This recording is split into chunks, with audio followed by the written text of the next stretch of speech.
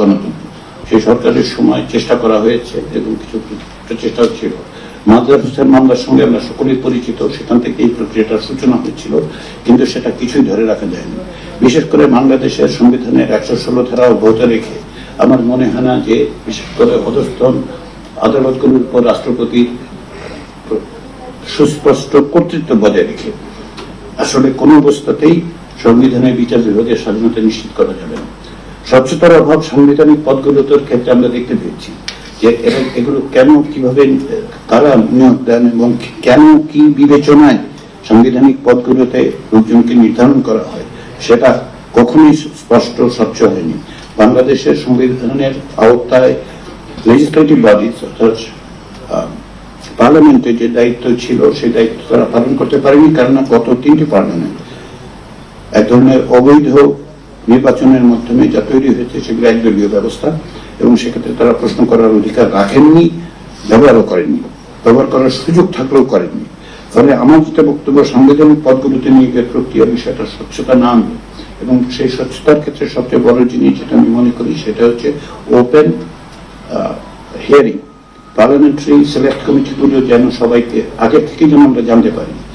আপনাদের অনেকেরই হয়তো মনে থাকবে সাংবিধানিক পদগুলোর ক্ষেত্রে একটা বড় জিনিস হচ্ছে এই যে রাষ্ট্রপতির পদ যদি আপনি অন্তর্ভুক্ত করেন, আপনাদের প্রত্যেকেরই হয়তো মনে থাকবে যে শেখ হাসিনা যখন বর্তমান রাষ্ট্রপতির নাম ঘোষণা করেন তিনি সুস্পষ্টভাবেই বলেছিলেন তিনি একাই এই সিদ্ধান্ত নিয়েছেন, এমনকি তার দলের ব্যক্তিরাও খুব বিস্মিত হয়েছিল।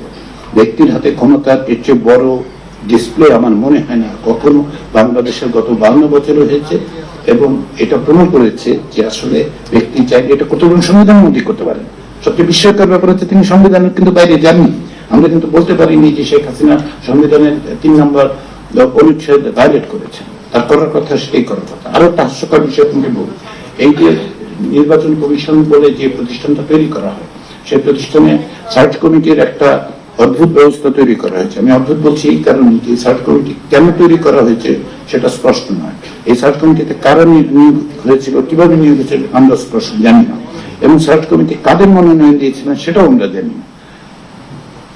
এখন এই অস্বচ্ছতা এবং নির্বাচন কমিশন যে আসলে প্রকৃতপক্ষে প্রধানমন্ত্রীর নির্ধারিত ব্যক্তিদের দ্বারা তৈরি করা, সেটা সাংবিধানিক।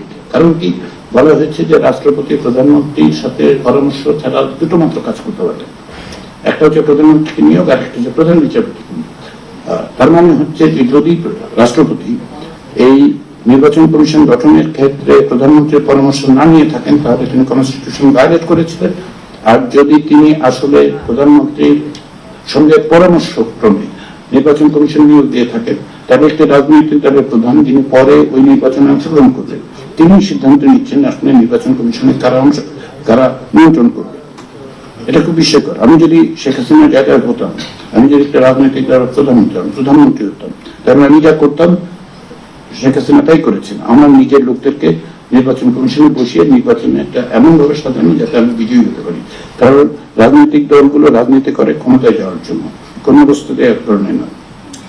সাংবিধানিক সংখ্যাগুলোর একটা অত্যাচার আমরা লক্ষ্য করেছি, সেটা হচ্ছে কি, সেটা হচ্ছে যখনই 2/3 সংখ্যাগরিষ্ঠতা পাওয়া গেছে তখনই এটা প্রত্যেকটা ক্ষেত্রেই আমরা লক্ষ্য করেছি। এটা দক্ষিণ এশিয়ার প্রবণতা। দক্ষিণ এশিয়ায় গত 50 বছরে একটি মাত্র ব্যতিক্রম ছাড়া সবসময় 2/3 যে দল ক্ষমতায় 2/3 নিয়ে গেছে তারাই আসলে সংবিধান সংশোধন করেছে। একটা মাত্র এক্সেপশন আছে, সেটা ছাড়া সর্বত্র এটা হয়েছে। বাংলাদেশের ক্ষেত্রে বারবার এটা আমরা লক্ষ্য করেছি। এখন এই সংখ্যাগুলোর অত্যাচার বন্ধ করার উপায় কি? এর বিভিন্ন রকম পথ খুঁজে বের করা যেতে পারে। এর মধ্যে একটা হতে পারে প্রপোর্শনাল রিপ্রেজেন্টেশন, একটা হতে পারে বাইক্যামেরাল পার্লামেন্ট, যাতে করে এগুলোর চেক এন্ড ব্যালেন্স তৈরি হয়। সাংবিধানিক ভাবে সংখ্যাগুলোর অত্যাচার বন্ধ না করতে পারলে যেটা হবে যে বারবার এই সংবিধানের অধীনে আমরা বারবার সংখ্যাগুলো মানে অত্যাচারের মধ্যে টিরানি অফ মেজরিটি যেটাকে আমি বলি। সর্বশেষ যেটা সেটা হচ্ছে যে সাংবিধানিকভাবে মত প্রকাশের স্বাধীনতা আছে কিনা। বাংলাদেশের সংবিধান কথিত যুক্তিসঙ্গত বাধা নিষেধ সাপেক্ষে মত প্রকাশের অধিকার দেয়। এই যুক্তি কে নির্ধারণ করে, কারা নির্ধারণ করে, কিভাবে নির্ধারণ করে? বন্ধু রাষ্ট্রের সাথে সম্পর্কের প্রশ্ন আছে, কে আমার বন্ধু, কে আমার শত্রু, কবে কে বন্ধু হয়েছিল, এবং আগামীকাল সেই বন্ধু থাকবে কিনা তার কোন নিশ্চয়তা কেউ দিতে পারেন বলে আমার মনে হয় না। ফলে এইগুলি যুক্তিসঙ্গত বাধা নিষেধ সাপেক্ষের নামে, বন্ধু রাষ্ট্রের নামে যেই unfettered freedom of expression and freedom of প্রেসকে বন্ধ করা হয়েছে, সেগুলি শেষ পর্যন্ত ডিএসএ সিএসএ তে রূপান্তরিত হয়েছে। দীর্ঘদিন ধরে ডিএসএ এবং সিএসএ নিয়ে কাজ করার অভিজ্ঞতা থেকে আমি বলি, এবং আপনারা অনেকেই জানেন যে সিডিএসএ প্রথম থেকে প্রায় 4 বছরের বেশি সময় ধরে আমরা এটা পিছনে লেগে থেকেছি। সেখানে আমরা এটা যেটা বেসিক্যালি দেখতে পেয়েছি, এরকম ডিএসএ সিএসএ কিংবা আইসিটি অ্যাক্ট 57 এগুলি তৈরি হয়েছে কারণ আনফেটার্ড ফ্রিডম অফ এক্সপ্রেশন কোনো রাস্তা ছিল না। সর্বশেষ হচ্ছে সংবিধান সংশোধন করা হবে নাকি নতুন করে হবে। এখানে আমার ব্যক্তিগত একটা ছোট্ট অভিমত আমি বলে রাখি, সেটা হচ্ছে আমি সংশোধন শব্দটার পক্ষে নই। কেননা আমার কাছে মনে হচ্ছে যে সংবিধানে যে পরিস্থিতি তৈরি হয়েছে তাতে ব্যান্ডেড দিয়ে কোনো কাজ হবে না, এটা পুনর্লিখন ছাড়া কোন রকম উপায় নেই। তার কারণ কি? তার সবচেয়ে বড় কারণ হচ্ছে আপনার যে আর্টিকেল 7A, যেখানে বেসিক স্ট্রাকচারের নামে এমন সব জিনিসপত্র তৈরি করা হয়েছে যেগুলি সংশোধন করা যাবে না। আমি প্রত্যেকেই কিছু জানেন, আমি আমার ভুল হলে প্লিজ আমাকে কারেক্ট করবেন। আগামীকাল যদি কোনো দল, ধরুন আগামীকাল বাংলাদেশে একটি নির্বাচন হচ্ছে এবং সেই নির্বাচনে সুষ্ঠু, অবাধ, গ্রহণযোগ্য, সকলের অংশগ্রহণমূলক এবং সর্বোচ্চ রকম গ্রহণযোগ্য একটা নির্বাচনের মধ্যে দিয়ে কোনো দল যদি 201টা আসন নিয়ে যায়, 300 আসন বিজয়ী হয়, তারা এই সংবিধান সংশোধন করতে পারবেন না।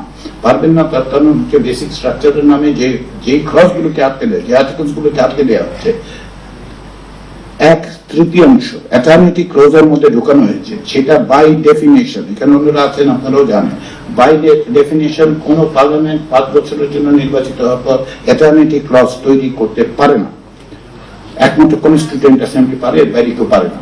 সেটা তারা করেছেন এবং তার ফলে এই সংবিধান, আপনার হাতের সামনে যে সংবিধান আছে, সেই সংবিধানের আওতায় যদি কোনো রাজনৈতিক দল আগামীকাল, আগামী 3 মাস পর, 6 মাস পরে, 6 বছর পরে নির্বাচন করে 300 আসনে বিজয়ী হন, কিচ্ছু করতে পারবেন না। এটা আমার ব্যক্তিগতভাবে আমি সংবিধান করে যতটুকু বুঝেছি। আমি এখানে শেষ করি। আমি আশা করি যে আমি এই প্রসঙ্গগুলো আমার ব্যক্তিগত অভিমত, সিরিয়াসের অভিমত নয় অফকোর্স, এবং আমি মনে করি যে এই আলোচনাগুলো বিভিন্নভাবে শুনে আমরা সকলেই এক জায়গায় আসতে পারবো।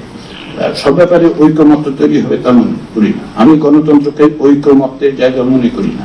আমি গণতন্ত্রকে মনে করি সহনশীলভাবে প্রত্যেকের মত প্রকাশের অধিকার এবং সংখ্যালঘুর অধিকার। শুধু ধরুন সংখ্যালঘু মানে ধর্মীয় সংখ্যালঘু নয়, মত প্রকাশের সংখ্যালঘুর নিশ্চয়তা বিধানই হচ্ছে গণতন্ত্র।